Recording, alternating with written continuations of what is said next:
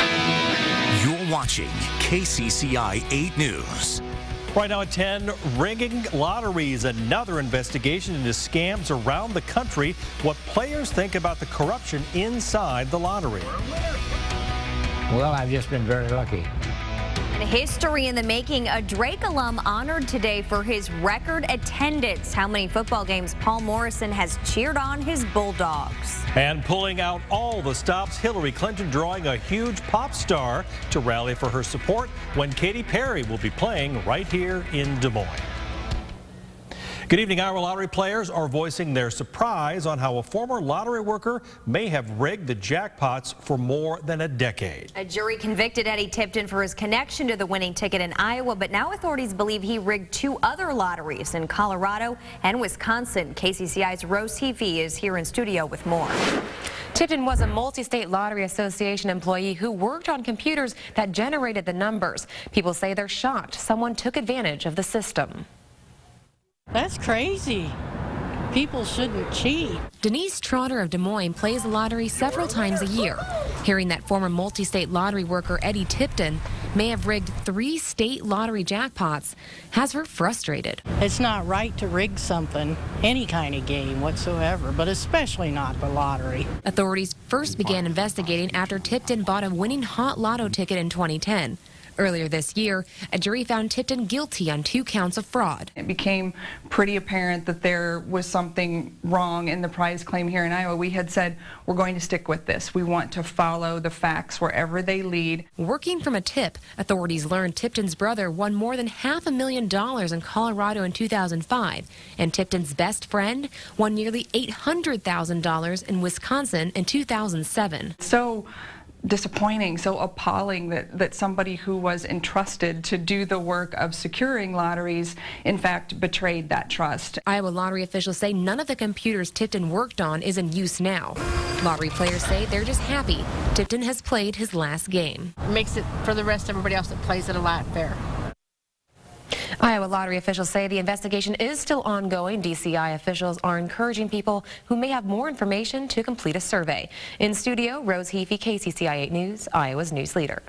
Also tonight, a group of Iowans gathered to discuss the mass shootings plaguing the country. Organizing for Action, a national group with a chapter here in Des Moines, met at the First Christian Church. The group discussing how to end what it calls, quote, senseless violence. Akeo Abdul Samad, a leader in the community, spoke about the need to help troubled children at a young age.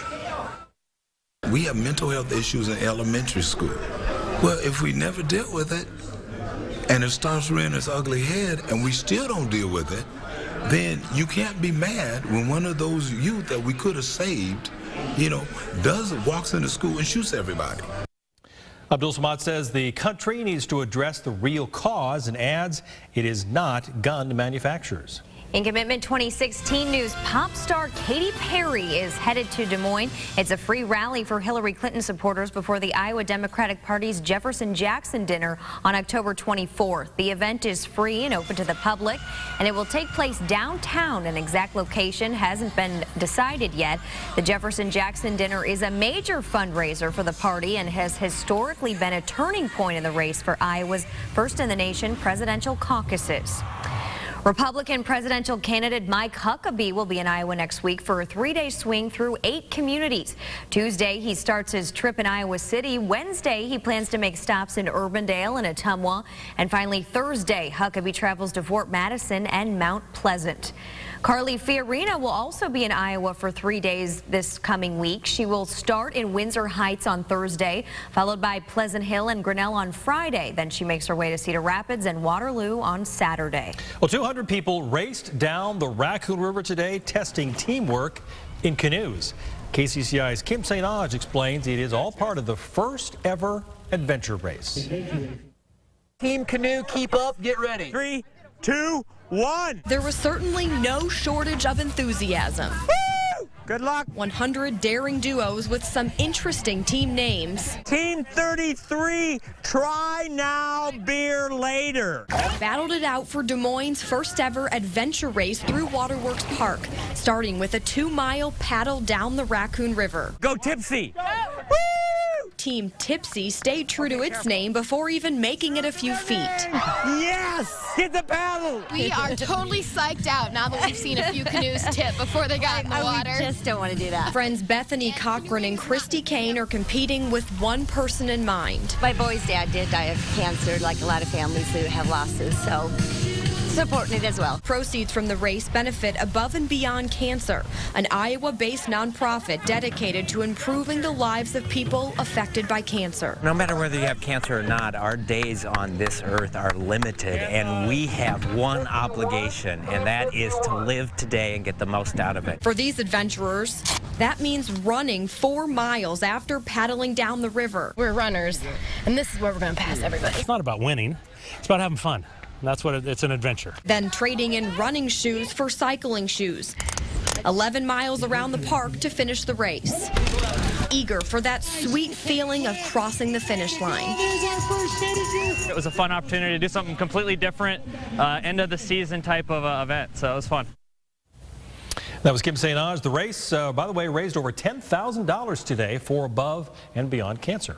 And a beautiful day for that race. Jason, it sounds like it's going to get even warmer tomorrow. It is. It's going to be a hot one out there tomorrow. Temperatures back into the middle 80s. So if you're not a fan of the summer heat, tomorrow may not be for you. But we have got one last ditch effort to add a little bit of warmth here.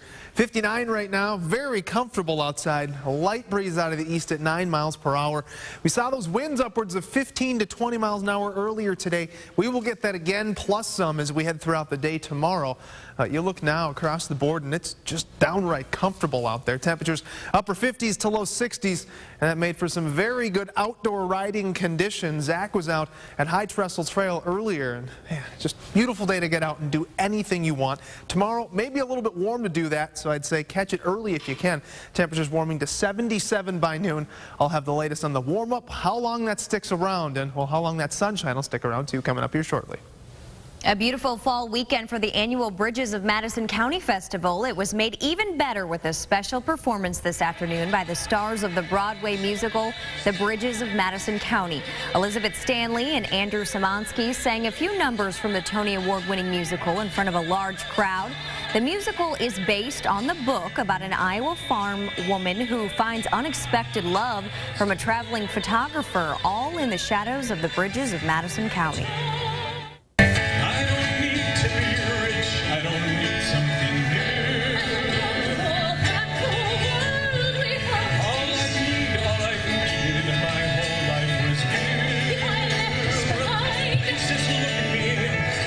The tour of the music kicks off in Des Moines, so the cast will begin rehearsals here soon.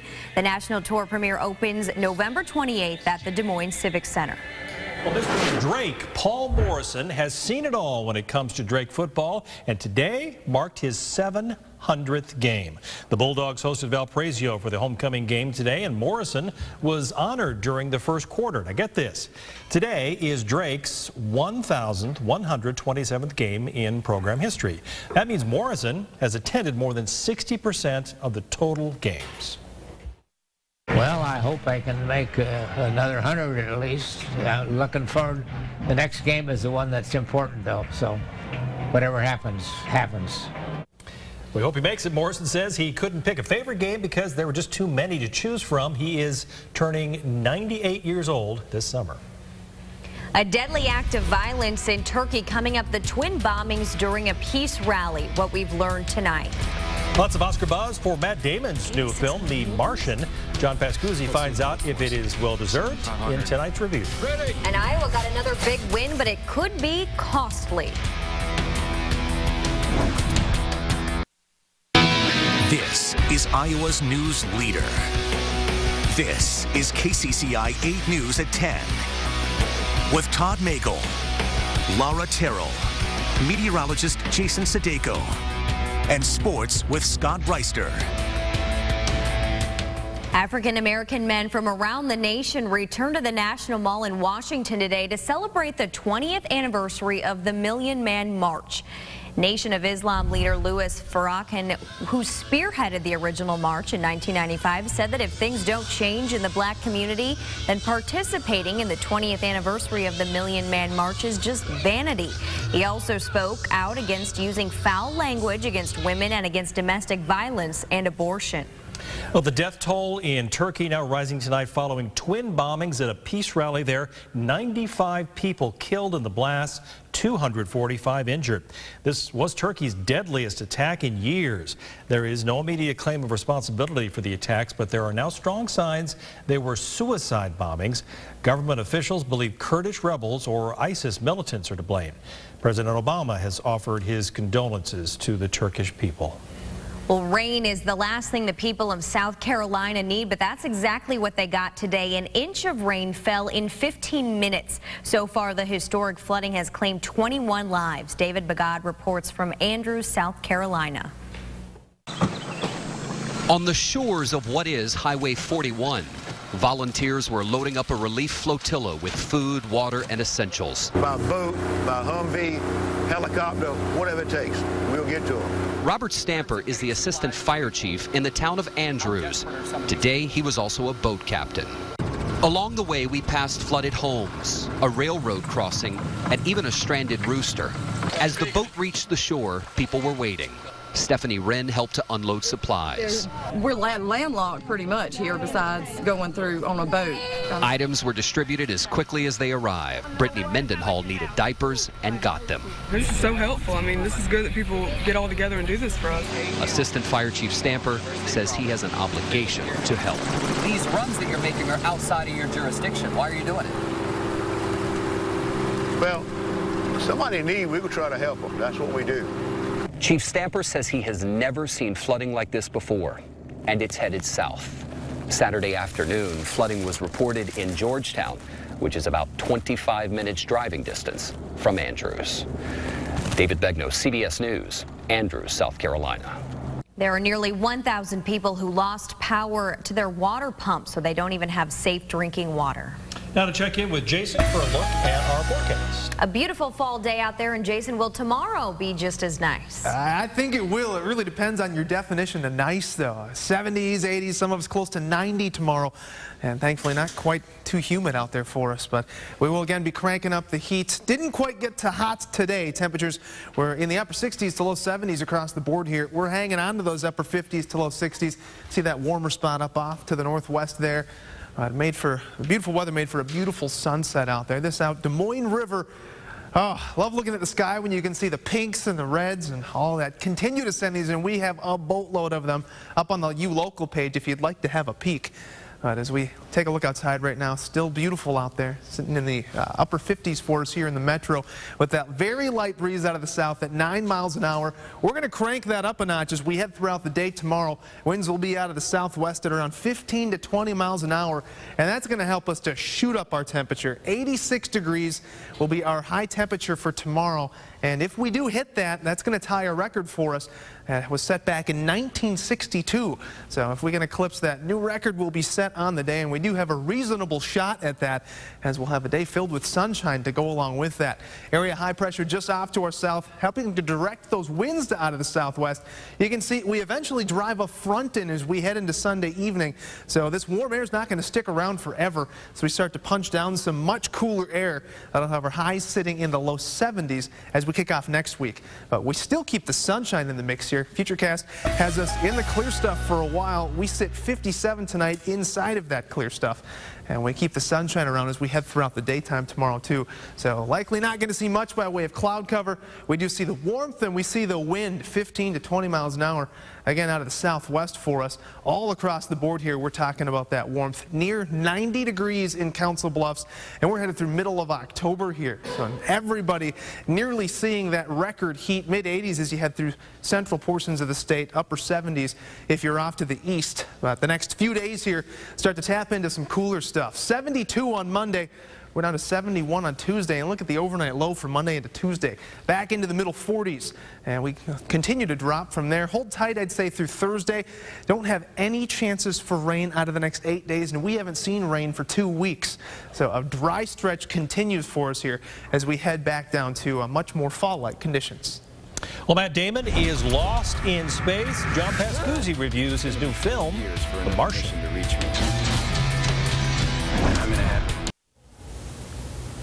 Tonight's movie review is out of this world. John Pascuzzi says the trip to Mars is worth it when the film is called The Martian.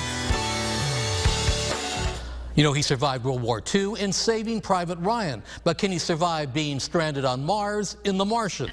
Matt Damon stars as astronaut Mark Watney, who along with his fellow crew members are on a NASA mission to collect soil samples on the Red Planet.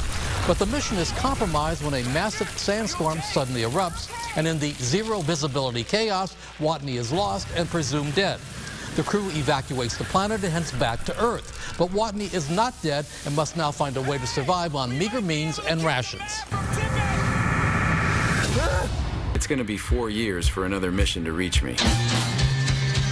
And I'm going to have designed to last 31 days. So I got to make water and grow food on a planet where nothing grows. But if I can't figure out a way to make contact with NASA, then none of this matters anyway. We've got an incoming message. Mein Gott. Mark Watney is still alive. In your face, Neil Armstrong. Directed by Ridley Scott of Alien and Blade Runner fame, The Martian is exciting and exhilarating. Damon is at the top of his game in a performance that is filled with heart, hope, and humor. He and a talented supporting cast will keep you on edge till the end, and the film's daring rescue attempt that is tense, taut, and thrilling. The Martian, it will launch major Academy Award buzz for the film and its star.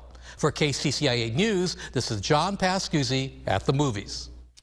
And next week, John is back on Earth, so to speak. He reviews Joseph Gordon-Levitt's daring performance to cross the Twin Towers in the true story of The Wire. Time to check in with Scott now, and Scott, Hawkeye fans celebrating tonight. They are, but a little uneasiness because it could be a very costly win. We'll explain. Plus the Cyclones' trip to Lubbock, no other way to say it, ended ugly. From Iowa's sports leader, this is KCCI 8 Sports. News of the Hawkeyes' big win quickly turned sour. Mark Morehouse of the Cedar Rapids Gazette reports that Drew Ott has a torn ACL. Ott is Iowa's best defensive lineman. While trying to block a punt in the third quarter, he crumpled to the ground. We have no official word about the injury yet, but it does not look good. A torn ACL would mean he is out for the season. It would be a shame because, oh, what a season it is shaping up to be. 6 games so far in 6 wins. Illinois was the latest test. The Illini came in with a surprising 4-1 record. Looking very dapper out there, the Hawkeyes were. Also looking to move to 2-0 in the Big Ten. C.J. Beathard to George Kittle early on, a 21-yard touchdown, and it was 6-zip Hawkeyes. C.J. looking good on his feet. That kid could get on his feet. That's kind of high up there. C.J. buying time and just unleashes one to a freshman, Germanic Smith. Germanic finishing, the freshman filling in for Tavon Smith. Huge grab. He had 4 catches for 118 yards. Iowa down 7-6 in the second quarter. Here's Jordan Canzeri on the catch. He's got blockers, and he's got a touchdown. 13-7 Hawkeyes. They led 16-7 at the half. Well, WWE action out there. Canzeri has been getting all the carries with fellow running back LaShawn Daniels slowed by the ankle injury, and he is making those carries count. Right at Tony Seaman's camera, 75-yard touchdown, a career-high run, a career-high 256 yards for Canzeri. 29-20, the Hawkeyes celebrate. They are 6-0, first place in the Big Ten West, and as Tony Seaman reports, the senior running back is putting this team on his back. If Iowa had the ball on offense, it's a safe bet that Jordan Canzeri was the one with his hands on it. I mean, Jordan's an animal. I mean, he makes plays all the time, and, you know, it was just bound to happen at some point. And that's a goal to have a good runner. Every game, a guy that gets over at least 100 yards, and I think Jordan's got that potential every week. And let's break down these ridiculous numbers. 2 touchdowns, 256 yards rushing, 43 total carries, including a fourth quarter drive where he carried the ball 11 straight times. You hear the crowd, they're going, and all of us in the huddle, we're excited, we're going, and we knew what we needed to do, and we just set out when we were on a mission to, you know, kill the clock and get some points. And they're opening up holes for him, and, you know, I'm sure he was getting tired, but, you know, we just said, you know, keep pushing, take care of the ball, and, you know, we get a few first downs here, we can win the game. Jordan Canzeri certainly had a career day, 43 total carries, that breaks a school record. Now, everyone knew this kid was good, but even his teammates had a hard time believing that number. Jordan had 43 carries. Yeah, 42. Goodness. That's a lot. No, I had no idea he even, you know, had that many rushes. That's crazy to me. And 200 whatever, how many yards, 70 yards, I guess. That's a lot. That's crazy. And the senior says he can get even better. After every single game, I don't ask how many yards I have. I don't ask how many carries, anything like that. And even when I'm told if it's a good amount, I always tell myself that I can do more for my team. And in Iowa City, Tony Seaman, KCCI, Iowa Sports Leader. Northwestern got drilled by Michigan in a top 25 showdown, 38-zip. That means Iowa all alone in first place in the Big Ten West, 2-0 in the league, 6-0 overall. The Hawkeyes will be at Northwestern next weekend. Also, Nebraska lost 23-21 to Wisconsin. They are 2-4. The Huskers have 4 losses by a total of 11 points. Ouch. To start the Big 12 season 2-0, Iowa State would have to beat a team that averages 50 points per game. That's a lot. Paul Rhodes in for it at Texas Tech. Entering today's contest against Iowa State, the Red Raiders were riding a 3-game winning streak against the Cyclones and trying to make it 4. DeAndre Washington with a quick touchdown, but Iowa State would strike back. Quentin Budridge, 33-yard touchdown for the Cyclones. Sam Richardson with the touchdown pass, and Iowa State is right back in it. That would be cutting the lead to just a touchdown. But Patrick Mahomes, the quarterback for Texas Tech, simply ridiculous. It was touchdown pass after touchdown pass after touchdown pass. It got ugly and got worse. 5 touchdowns, 428 yards for Mahomes. Richardson threw 3 picks in the loss. Final damage, 66-31 Tech. In the loss, Cyclone freshman Mike Warren did rush for 245 yards. TCU just won a wild one against K-State, 52-45. The Frogs rally from 18 down to win it. They stay undefeated. TCU is at Iowa State next week. That's the #2 ranked team in the country. Red River Relief. Texas off to its worst start in 60 years, so you figure 10th ranked OU would smash them. Wrong. Horn jumped out to a 14-0 lead in the shootout. Marcus Johnson with a touchdown. Tyrone Swoops with a big gain as well. 24-17. The Longhorns improved a stunner to improve to 2-4 on the season. You and I had a chance to do it. Nobody does. Upset second-ranked North Dakota State on the road. The Bison's home winning streak was 25 games coming into this one, but with 7 minutes left, you and I down 3. Aaron Bailey is gone. 83-yard touchdown run to get the Panthers up 28-24. Only problem, there was still time. 35 seconds left. North Dakota State's Carson Wentz finds Darius Shepard. 18 yards, and that's a Panther heartbreaker. North Dakota State wins 31-28. Mr. Drake, 98-year-old Paul Morrison with his 700th football game now under his belt. We showed you that earlier, but would his boys get him a win? Well, with a defense like this, you betcha. Tanner Evans gets there first. Swarm defense. They almost pitched a shutout. They were up by 30. They allowed Valpo to score late. Here's Mac Marin with a batted ball, but Drake still wins it 34-7 at home as the Bulldogs get the win. A day after getting blanked by the Cardinals in the NLDS opener, the Cubs made up for it. At St. Louis, showing up with some pop. Second inning with Joe Madden watching on. It's Jorge Soler with the big homer and Addison Russell with the easy RBI right there. Cubs won 6-3 with a 5-run second.